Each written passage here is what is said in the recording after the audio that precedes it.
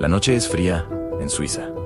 El lago alemán permanece inmóvil, oscuro, casi sobrenatural. Una tormenta eléctrica ilumina por segundos una villa aislada entre montañas. Es el año 1816. Un año que la historia recordará como el año sin verano. Pero esa noche, nadie imagina que allí, en medio de la tormenta, nacerá uno de los monstruos más famosos de la historia. Y lo más curioso es que no nació del horror sobrenatural. Nació del miedo a la ciencia. Dentro de la villa, un grupo de jóvenes escritores se refugia del clima extraño que cubre Europa. Lluvias constantes, cielos grises, un frío que no corresponde a la estación. Mary Godwin tiene apenas 18 años y viaja junto al poeta Percy Shelley. También está con ellos el excéntrico, brillante y provocador Lord Byron. Para matar el tiempo, Byron propone un desafío.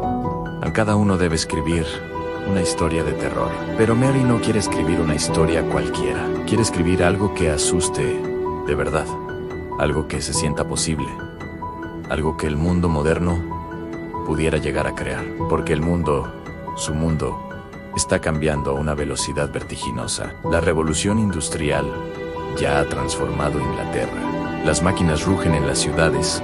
El vapor reemplaza la fuerza humana y las fábricas devoran trabajadores sin piedad. La ciencia comienza a ocupar el lugar que antes pertenecía a Dios. Y hay algo que obsesiona a los científicos de la época por encima de todo, la electricidad. A finales del siglo XVIII, el médico italiano Luigi Galvani descubre algo asombroso en una descarga eléctrica puede hacer que las patas de una rana muerta se contraigan. El músculo se mueve como si estuviera vivo. Este experimento impacta a toda Europa. Años después, su sobrino, Giovanni Aldini, decide ir todavía más lejos. En Londres, frente a una multitud expectante, conecta cables al cuerpo de un criminal recién ejecutado. Aplica electricidad en... De repente, el cadáver abre los ojos. Algunos espectadores gritan, convencidos de que el hombre va a volver a la vida. Otros huyen aterrados, incapaces de soportar la escena. La frontera entre la vida y la muerte, que siempre había parecido tan clara e infranqueable, ahora se ve difusa, incierta. Mary Shelley, por supuesto, conoce estas historias, las escucha en conversaciones, las lee en los periódicos, las imagina en su mente, joven y brillante. Y entonces, una de esas noches, mientras la tormenta golpea los ventanales de la villa, tiene una visión. Ve a un estudiante de ciencias, pálido y obsesionado, arrodillado, junto a una criatura que acaba de ensamblar. Una figura gigantesca, hecha de restos humanos, cosidos con torpeza, y de pronto, un rayo, una chispa, un movimiento débil, pero inconfundible. No es magia, no es un hechizo, es ciencia. Y eso, precisamente eso, es lo que lo hace tan aterrador. En 1818 se publica la novela Anne Frankenstein, o el moderno Prometeo, y la historia que cuenta es mucho más profunda de lo que uno podría imaginar. La novela no presenta al monstruo como un simple ser violento y sin alma. Lo presenta como una consecuencia. El Dr. Victor Frankenstein no es un hechicero que invoca demonios.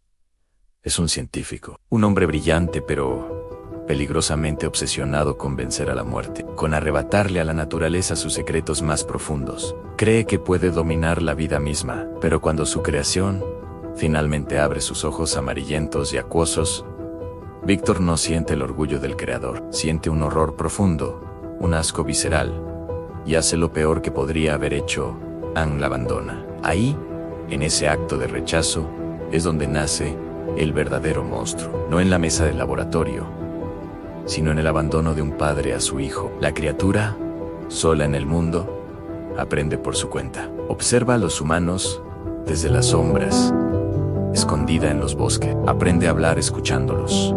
Aprende a leer, encontrando libros perdidos. Descubre la belleza de la música, el calor de una familia, pero también descubre el dolor de ser diferente, el dolor de saber que nadie, absolutamente nadie, lo aceptará jamás por su aspecto grotesco. Y entonces, solo entonces, comienza la tragedia. La criatura no se vuelve violenta porque haya nacido malvada, sino porque fue creada sin responsabilidad y arrojada a un mundo que la odia sin conocerla. Mary Shelley no escribió solo una historia de terror, escribió una advertencia sobre la ciencia sin ética, sobre el progreso sin límites, sobre la ambición sin medir las consecuencias. En una época donde los periódicos hablaban de electricidad capaz de resucitar cadáveres, la historia de Frankenstein no parecía imposible,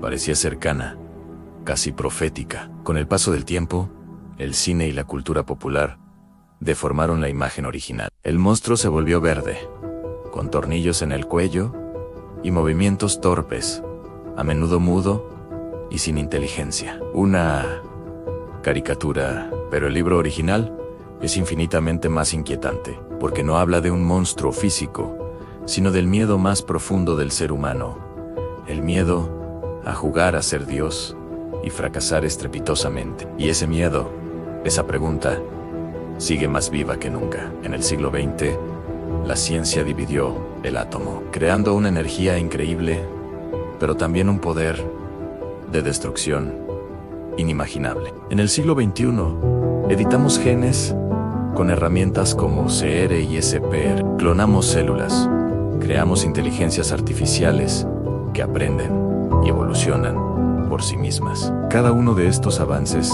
repite la misma pregunta que Mary Shelley se hizo hace más de 200 años. ¿Hasta dónde debemos llegar? ¿Solo porque podemos hacer algo significa que debemos hacerlo? Frankenstein no es solo una novela gótica para leer en una noche de tormenta. Es el reflejo de una sociedad que vio por primera vez que la ciencia podía crear maravillas, pero también podía destruir todo lo que amamos. El año sin verano terminó. La tormenta en el lago Le Mans pasó, pero la criatura de Mary Shelley nunca desapareció. Sigue viva, no en los castillos abandonados, sino en nuestros laboratorios, en nuestros debates éticos, en nuestros propios miedos sobre el futuro que estamos construyendo. Porque Frankenstein no es solo el nombre del científico, es el símbolo eterno de una verdad incómoda a veces.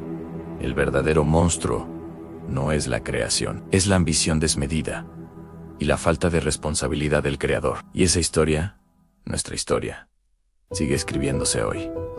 Gracias por acompañarme. Si te gustó este viaje a los orígenes del terror, no olvides suscribirte y darle a la campanita para no perderte las próximas historias.